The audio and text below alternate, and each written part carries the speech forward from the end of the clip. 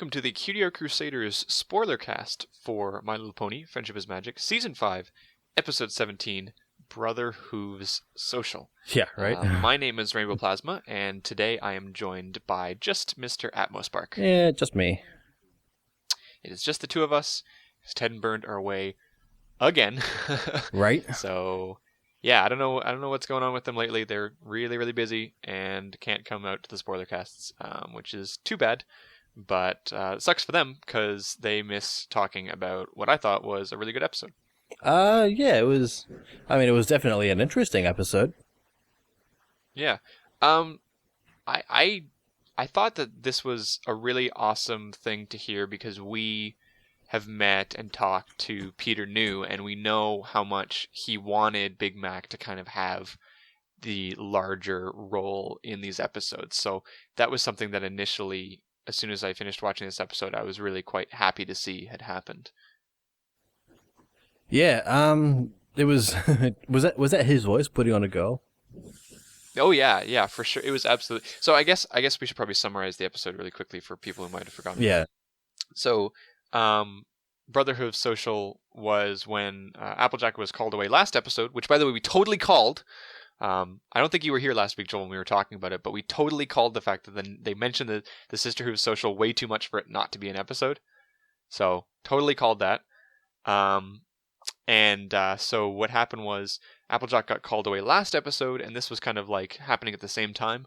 So while Applejack and Rarity were away, Apple Bloom didn't have a partner to participate in the Sisterhood of Social. And so Big Mac wanting to be a big hero and a good big brother, put on a dress and makeup and called himself the cousin of Apple Bloom, and so that they could participate in the Sisterhood of Social together. So that was interesting. Yeah, cousin Orchard Blossom. Yeah, Big Mac cross-dressing as a woman. It was quite interesting. But yeah, I'm like 90% sure. I think I've actually heard that voice come out of Peter New. I don't remember if it was at Everfree Northwest or it was at BronyCon 2014. But I've definitely heard him kind of do that voice before. He likes putting on that kind of just. It was weird. This one was almost like halfway in between like a fancy and a country accent. You know what I mean? Yeah, it was weird. It was like a fancy southern and country, I guess, type. Yeah.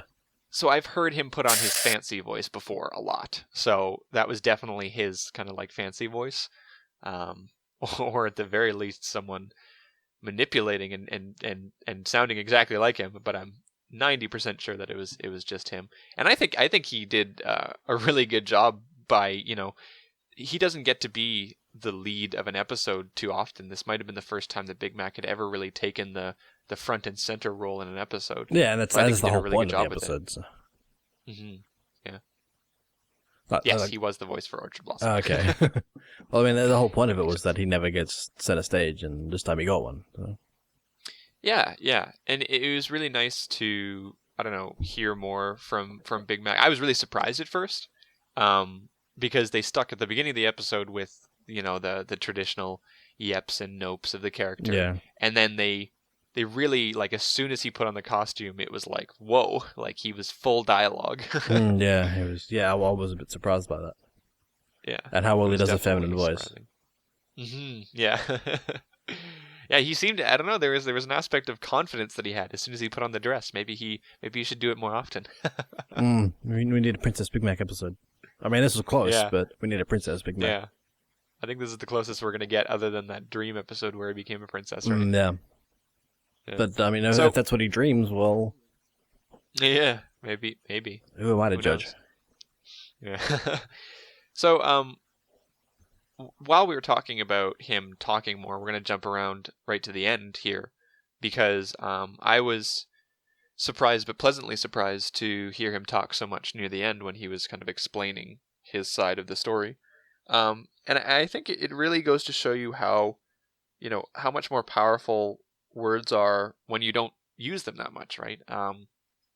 Big Mac, that dialogue at the end, I think, was so special because he never talks, right? Yeah, and so to hear him say that much and kind of like spill it all out was like doubly effective because of his previous semi-silence. Yeah, I mean, it did give that whole extra little special bit of him talking in his normal voice to Applebloom. Yeah, yeah. It's such a cool thing, and I do think it has a much bigger impact on someone when it's a rare event. My parents always used to say, my parents don't really swear that much, and they don't do that not just because they were around kids, but also because they were just around like professional people in the industry, and what they've always described is, swear words are used kind of like as emphasis for to show frustration or whatever. Um, and when you use it all the time, they lose their power. And so, for example, my mom or my dad would be at work, and sometimes at work adults will swear a lot. And what they would find is that they wouldn't do it at all. But when they did, everybody knew. It's like, oh my gosh, they're really serious. And I feel like it's a similar kind of analogy here where, Big Mac doesn't talk that much, but when he does, everybody sits down and listens because it's like, whoa. Yeah, it makes it a little bit extra special. Yeah, you're not wrong. Yeah, yeah. So I definitely, as I was watching this episode and thinking about that, I was thinking back to my parents teaching about swear words, and I drew kind of like parallels there. So that was kind of interesting to observe. Because I usually watch with Silver. She always picks up the background characters, and there were quite a lot of nice-looking background characters in this one. Yeah, I mean, there was some like canon stuff that went on. Like we got to see some of the younger sisters of a lot of different ponies. There's Lyra Bonbon in the background, which I noticed, even though I don't really notice background characters. Yeah, I saw them. I always notice them. Yeah. And it was the two standing in front of Applebloom and quote unquote Orchard Blossom when they were singing was the pink and purple ones. They were funky. Yeah, with there was pink and purple ones. Were those the ones with the crazy hair? Yeah. Yeah. That was really, really cute. I noticed that pair in the background. It's this older sister with crazy hair, and it looks like the younger sister's there too, and like trying to have the same crazy hair, almost like she looked up to her older sister. That was really, really cute. It was like the people that look like their dogs type thing going on. Yeah. I also really enjoyed the kind of shout out and participation of Scootaloo and Rainbow Dash in this episode. It wasn't even just like a fan shout out or like trying to tie that back in. They used that as a very legitimate plot point, to bring up the fact that the Sisterhood of Social doesn't always have to be about being sisters. It's about the sisterly spirit, right? So that was a really cool tie-in where they managed to sneak in this kind of story progression, this character progression of the interaction between Scootaloo and Rainbow Dash into an actual part of the episode that was very essential to learn, right? The fact that people were okay with Big Mac being there, but he just had to uphold the sisterhood social kind of attitudes. Yeah, so something I liked was the fact that literally everybody saw straight through his costume. Like, straight away. Yeah. I like the fact that they played that. It was within a minute of the show that, like, I don't remember, did they say it to his face or something? Or did like, Scootaloo, or did Sweetie Belle say that to Applebloom? It's just like, that's Big Mac. Yeah, Sweetie Belle said it to Applebloom. That's Big Mac in a dress, right? Yeah, that's Big Mac in a dress. I really enjoyed that. Yeah, I'm glad that they didn't play it up as if the characters were like suddenly fooled. They were just like, all right, we'll just play along with it, Yeah, I think some of the background one, like the ponies out in the crowd and stuff, didn't see through it. But I guess that's not such a big point. They might not have known Big Mac as well. So yeah, and the judges and the registration ponies were like, we'll let you in anyway, but they didn't say it at the time, but they did see through it. Yeah. So I thought, when I was going back to the beginning a little bit, when I was looking at kind of Applebloom and Applejack's interactions, sibling-wise and otherwise, I think what we got to see was a little bit of insight into how being a part of the main six affects each one of the main six's daily lives. Yeah, I did quite like that. Yeah, you got to see some of the adoration side of it with Applebloom, who obviously is just like, oh my gosh, you save the world all the time, you're amazing, you're awesome. And then you got to see kind of the other side of it, which is Big Mac, which isn't necessarily like resentful, but just like, a bit annoyed that he can't kind of be a hero figure to Applebloom as well. It's hard to compete with a sibling who's doing so well, right? Yeah, right. And Yeah. get your own fair dues. That bit at the very start where he finds that twirly stick on a bug on a stick thing, and he's like, "Yeah, Apple used to play with us all the time, and you used to let me doing it." And then he did it, and she was like, "Yeah, that's neat, Big Mac." That was pretty heartbreaking. Yeah, yeah, that was really difficult. What I found hilarious in like a heartbreaking way was the fact that, um, Big Mac walks up to the two of them, and he's like, "Hey, I've got something to show you guys." Or Applejack says, "Look, he's got something to show you." And Apple Bloom's like, "Okay, cool, I'll do that, but just give me 1 second here." And Yeah, then she like turns around and starts like praising Applejack. I was like, "Who does that? right. Who's like, don't you start talking? Let me just turn around and give random praise to this one person." It's like, what? Yeah. It was such a weird thing to do. She didn't really have a whole lot of tact in this episode. Like was there really a huge point to her doing that? I don't know. I guess she's a kid, so she's goofy, but yeah. I just think overall it was cool to see people acknowledging and kind of how being an element bearer affects their daily lives, right? That was really cool. And you can see now why they switched the episodes around. Why they switched the Rarity and Applejack one with the one that was accidentally released by iTunes. Which one was that? Episode 21. Oh, you didn't hear about that? No. I don't want to hear about it because I won't spoil anything. But last week's episode, the Rarity and Applejack one, was supposed to be episode 21, and then episode 21 was supposed to be last week, and they switched them around, but iTunes accidentally released the wrong one. Oh, I see. Well, that's strange. But I mean, I can't see why they would ever like it would just seem like so. It would be such a tease if this one came out first, and then like you'd have to wait a month for the Applejack and Rarity one. Yeah, that's probably why they switched them. Yeah, they're probably sitting there as these episodes are coming out, and they're like mulling it over, and someone was like, "Look, this just isn't right. We got to move this one up." And they went, "All right, cool, it's done. Let's do it."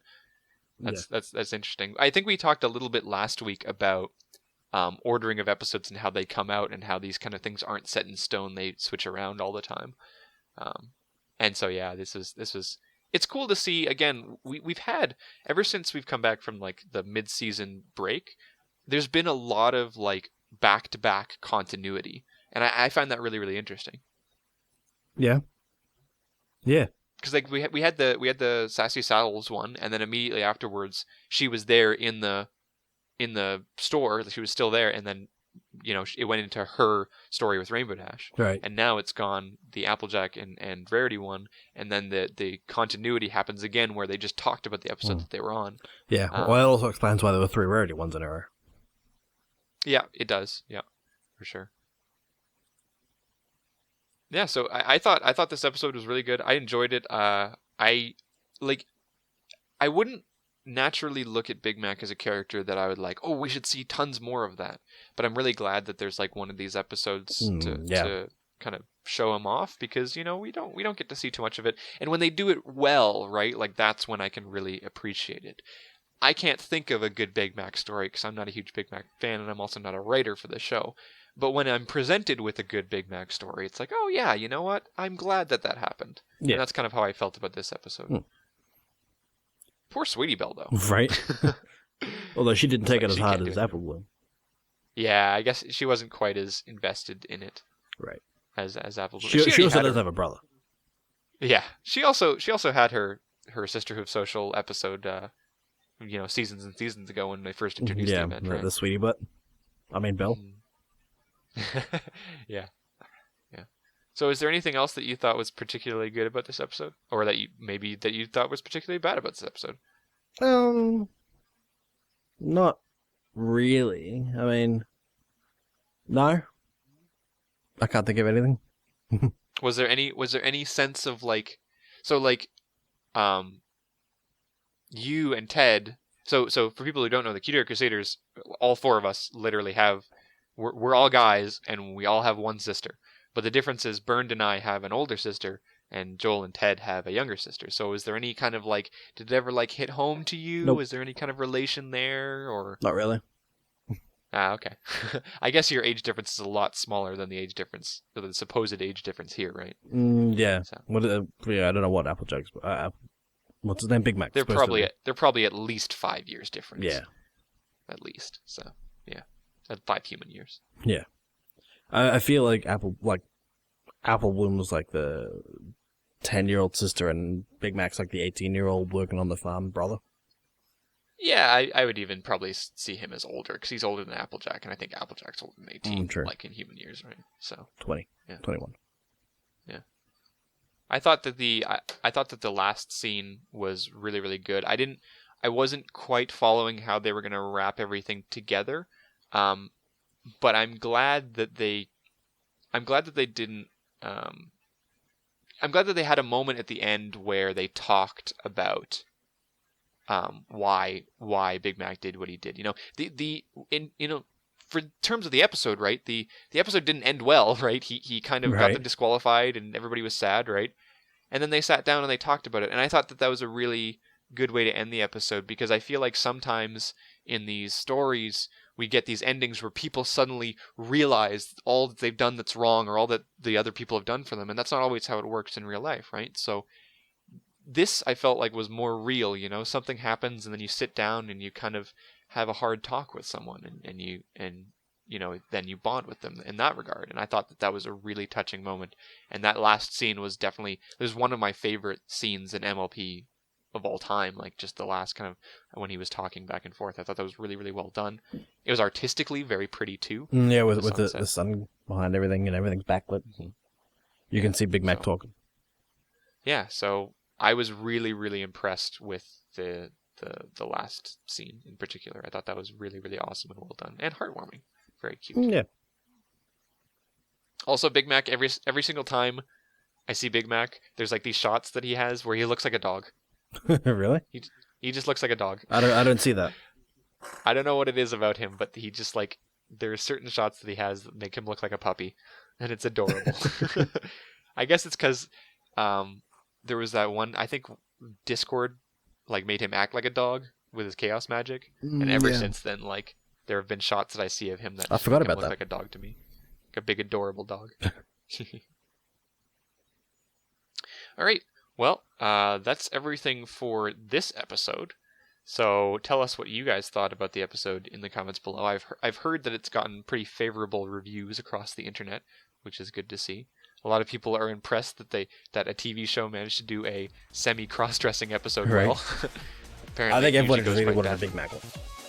Yeah. I mean, they kind of got one. Yeah.